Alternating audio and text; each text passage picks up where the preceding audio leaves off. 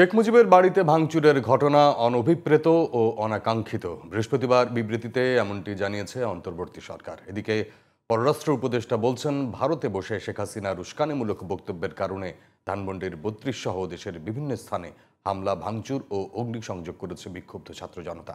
আরও জানাচ্ছেন শাহরিয়ার বাঁধন।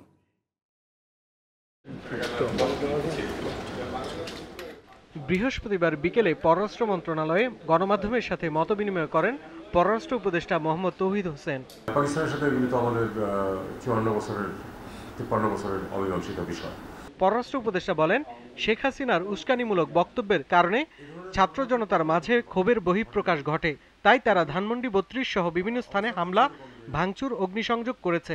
শেখ হাসিনা ভারতে থেকে যেসব বক্তৃতা বিবৃতি দিচ্ছেন সেটাকে ছাত্র জনতা ভালোভাবে নেয়নি এবং তিনি অবিরাম যেহেতু প্রভোগ করতে থেকেছেন, তারই ফলশ্রুতিতে এই ঘটনাটা ঘটছে বলে আমাদের বিশ্বাস।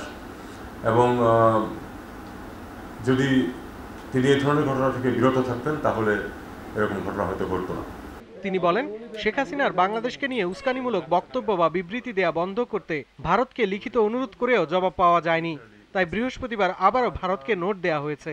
ভারতকে আমরা লিখিতভাবে, আপনারা জানেন, লিখিতভাবে অনুরোধ করেছি যে শেখ হাসিনাকে রেস্ট্রেন করার জন্য, যাতে করে তিনি এ ধরনের বক্তব্য বিবৃতি না দেন যেটা বাংলাদেশের বিপক্ষে যাচ্ছে। আমরা এর কোনো জবাব পাইনি।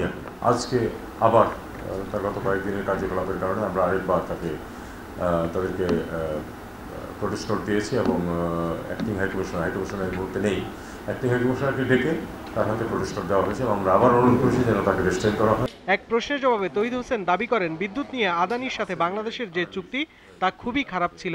আদানি চুক্তিটা একটা খারাপ চুক্তি, এটা অস্বীকার করার কোনো উপায় নেই যে এটা চুক্তিটা ভালো হয়নি। আমাদের স্বার্থ, যারা চুক্তি নেগোশিয়েট করেছিলেন তারা বাংলাদেশের স্বার্থ ঠিকমতো রক্ষা করতে পারেননি। সেটা ভারত, পাকিস্তান, চীন সহ প্রতিটি দেশের সাথে ব্যবসা বাণিজ্য সহ সব সম্পর্ক বাংলাদেশ সমান তালে বজায় রাখতে চায় বলেও জানান পররাষ্ট্র উপদেষ্টা।